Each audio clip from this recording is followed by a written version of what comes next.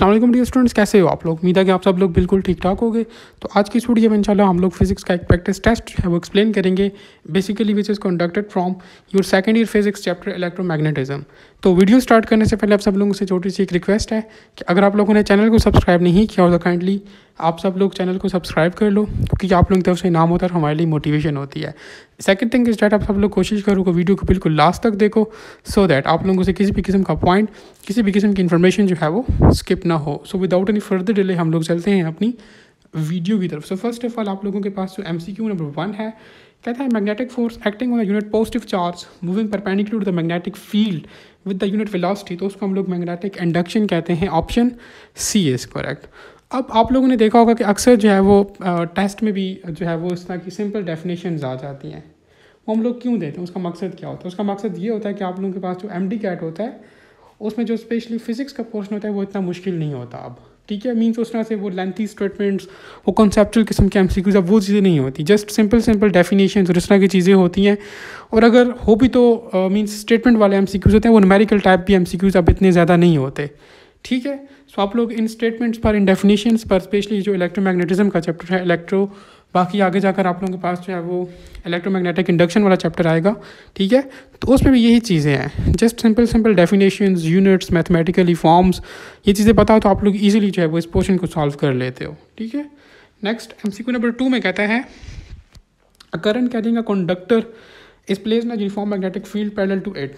The magnetic force experienced by the conductor is, तो अब देखो हमारे पास यहाँ पर जो है वो करंट जो है वो जो कि वायर में जो है वो मूव कर रहा है वो पैरेलल है मैग्नेटिक फील्ड के, तो हमारे पास फोर्स जो है वो ज़ीरो हो जाएगी। क्यों? क्योंकि देखो हमें पता है कैफ equal to ILB sine of theta होता है, ठीक है। अब यहाँ पर थीटा जो है वो ज़ीरो है क्योंकि हमारे पास वो पैरेलल मूव कर रहा है। अब थीटा अगर ज़ीरो तो हमें ये भी पता है कि हमारे पास साइन ऑफ ज़ीरो जो है वो ज़ीरो के इक्वल होता है। और जब हम लोग जो है वो ILB को ज़ीरो के साथ मल्टीप्लाई करेंगे तो हमारे पास ओवरऑल फोर्स भी जो है वो ज़ीरो हो जाएगी। So option C is correct. Next third में कहता है कि two parallel wires carrying a current in the opposite direction. अब यहाँ पर वायर्स की बात हो रही है, चार्जेस की बात नहीं हो रही। हमारे पास ऑपोजिट चार्जेस एक दूसरे को अट्रैक्ट करते हैं, यहाँ पर वायर्स की बात हो रही है।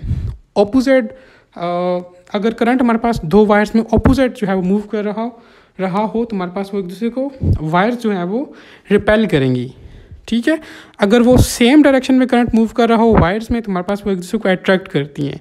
चार्जेस का और वायर्स का यानी करंट का ये थोड़ा डिफरेंट होता है, ठीक है। चार्जेस का और सीन होता है, charges opposite charges attract each other, और हमारे पास ऑपोजिट वायर्स जो उनके दरमियान अगर करंट जो है वो फ्लो कर रहा है, दो वायर्स हैं और उसमें करंट की डायरेक्शन जो है ऑपोजिट है, तो वो हमारे पास जो है वो एक दूसरे को रिपेल करेंगे, ठीक है। तो आप लोगों ने वायर्स और चार्जेस में कंफ्यूज नहीं होना, ये दोनों पॉइंट्स अपने पास आप लोग लिख लो। Option A is correct, they will repel each other. Fourth में कहता है कि magnetic compass will be deflected if it is kept near. जब हम लोग जो है वो मैग्नेटिक कंपास को जो है वो किसी ऐसे चार्ज के पास जो है वो रखेंगे जो कि मूव कर रहा हो तो वो डिफ्लेक्शन शो करेगा। Option A is correct. Fifth में कहता है कि मैग्नेटिक फील्ड, तो हमारे पास जो मैग्नेटिक फील्ड होती है exert a force if charge particle is moving perpendicular to the magnetic field lines. Option D is correct.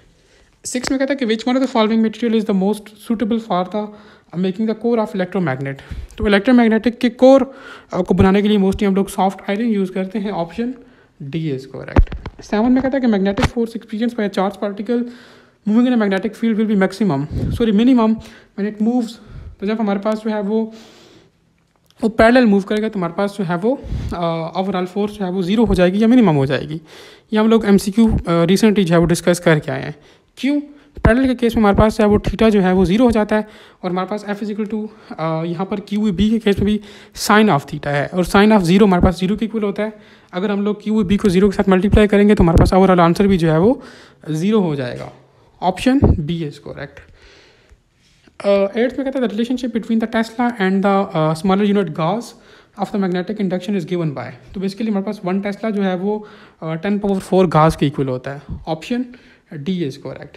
Ninth में कहता है कि if the plane of the rectangular coil is parallel to the magnetic field such that radial magnetic field, तो हमारे पास the torque on the coil, तो हमारे पास torque जो है वो NAIB के इक्वल हो जाएगी। Option D is correct. 10 में कहता है कैसा यूनिट ऑफ फ्लक्स डेंसिटी, हमारे पास जो फ्लक्स डेंसिटी होता है इसका ऐसा यूनिट हमारे पास जो है वो न्यूटन पर एम्पेयर पर मीटर होता है। Option A is correct. 11 में कहता है कि magnetic flux and flux density are related by. हमारे पास जो मैग्नेटिक फ्लक्स होता है basically it is equal to the flux density multiply area. Option B is correct. 12 में कहते हैं the standard vector symbol for the flux density is, तो हम लोग उसके लिए बी यूज़ करते हैं फ्लक्स डेंसिटी के लिए। Option D is correct. 13 में कहता है कि हमारे पास the charge particle enters the uniform magnetic field is in such a way that its initial velocity is not perpendicular to the field the orbit will be। तो हमारे पास फिर वो हेलिकल स्ट्रक्चर जो है वो हेलिकल जो है वो बनाएगी। Option D is correct. ठीक है, अगर हमारे पास कोई चार्ज पार्टिकल जो है वो किसी यूनिफॉर्म मैग्नेटिक फील्ड के अंदर इंटर कर रहा हो जिसमें हमारे पास उसकी इनिशियल वेलोसिटी जो है वो परपेंडिकुलर ना हो फील्ड के, तो हमारे पास फिर वो हेलिकल पाथ जो है वो फॉलो करता है charge particle. Option D is correct. 14th में कहता है कि value of the permeability of the free space in ऐसा यूनिट इज, तो हमारे पास बेसिकली वो 4 पाई इंटू 10 की power -7 weber per ampere per metre होती है। Option B is correct. 15th में कहता है the instrument which can measure the potential without drawing any current, तो हम लोग जो है वो उसके लिए कैथोड रे ऑस्किलेट यूज़ करते हैं, CRO जिसको हम लोग बेसिकली या कॉमनली कहते हैं, तो हम लोग CRO को जो है वो यूज़ करते हैं for measuring the potential without drawing any current. Option C is correct. 16 में कहते हैं the sensitivity of the galvanometer is given by, तो basically it is equal to C/BN। Option A is correct. 17 में कहता है कि which one of the following is not an electromechanical instrument, तो electromechanical instrument ऐसा इंस्ट्रूमेंट है जैसे हमारे पास जो है वो इलेक्ट्रिसिटी और साथ में जो है वो मैकेनिक्स का जो है वो आपस में रिलेशन आ जाए। ठीक है, तो ऐसे इंस्ट्रूमेंट्स को हम लोग जो है वो इलेक्ट्रोमैकेनिकल इंस्ट्रूमेंट्स कहते हैं। तो हमारे पास जो AC ट्रांसफार्मर और DC जनरेटर जो है वो ये इलेक्ट्रोमैकेनिकल जो है वो इंस्ट्रूमेंट्स नहीं है। बाकी गैल्वेनोमीटर, वोल्ट मीटर, एमीटर ये जो चीज़ें हैं ये आप लोगों के पास जो है वो इलेक्ट्रोमैकेनिकल इंस्ट्रूमेंट्स हैं। Option D is correct. 18th में कहता है कि हमारे पास minimum current required to produce a deflection of the 1 mm on a scale at the distance of 1 metre, तो बेसिकली वो हमारे पास करंट सेंसिटिविटी होती है। Option C is correct. 19 में कहता है कि in a multi range ammeter as the range increases, हमारे पास जो मल्टी रेंज एमीटर्स होते हैं तो जब उनमें हमारे पास रेंज इंक्रीज होती है तो हमारे पास जो है वो जो शंट वैल्यू होती है वो डिक्रीज हो जाती है। Option A is correct. 20 में कहता है कि while making the unknown resistance the help of the slide wire bridge the greater accuracy will be achieved, कहता है कि जब हम लोग जो है वो किसी भी अननोन रेजिस्टेंस को मेजर करते हैं, ठीक है, स्लाइड वायर ब्रिज को यूज़ करते हुए, तो हमारे पास कहता है कि ज़्यादा एक्यूरेट रिजल्ट कैसे हम लोग अचीव कर सकते हैं। तो हम लोग जो है वो जब जो बैलेंस पॉइंट होता है ना उसको हम लोग जो है वो वायर के मिडिल में जो है वो अगर रखते हैं तो हम लोग जो है वो एक एक्यूरेट रिजल्ट जो है वो अचीव कर सकते हैं। Option C is correct. 21st में कहता है ammeter measures the total current flowing through a circuit and it is connected, तो देखो हमारे पास जो एमीटर होता है ये टोटल करंट को जो है वो टोटल करंट फ्लो को जो है बेसिकली मेजर करता है, ठीक है, थ्रू द सर्किट। जब हम लोग इसको जो है वो कनेक्ट करते हैं सीरीज़ में। Option A is correct. 22 में कहता है कि galvanometer basically an instrument used to, तो गैल्वेनोमीटर को हम लोग यूज़ करते हैं to detect the current in the circuit. Option A is correct. 23 में कहता है कि the effective way to increase the sensitivity of the moving coil galvanometer is to, तो हम लोग मूविंग कॉइल गैल्वेनोमीटर की सेंसिटिविटी को जो है वो इंक्रीज़ करने के लिए हम लोग जो है वो स्ट्रॉन्ग मैग्नेटिक फील्ड जो है वो यूज़ करते हैं। Option D is correct. 24th में कहता है कि Wheatstone bridge is set to be balanced, तो व्हीटस्टोन ब्रिज हमारे पास कब बैलेंस्ड होता है, जब हमारे पास potential difference across the galvanometer हमारे पास 0 हो जाए, ठीक है, तो तब हम लोग कहते हैं कि हमारे पास हाँ अब ये व्हीटस्टोन ब्रिज जो है वो ये बैलेंस्ड हो चुका है। Option D is correct. 25th में कहता है कि when an electron moving with a uniform speed in the vacuum enters the magnetic field in the direction perpendicular to the field the subsequent path of the electron is, तो basically वो हमारे पास जो है वो इलेक्ट्रॉन सर्कल में move करेगा, ठीक है, जो कि हमारे पास परपेंडिकुलर होगा फील्ड के। Option C is correct. 26 में कहता है कि हीटिंग अ मैग्नेट विल, तो जब हम लोग किसी मैग्नेट को हीट कर रहे होते हैं तो हम लोग उसकी मैग्नेटिसिटी को जो है वो वीक कर रहे होते हैं, ठीक है।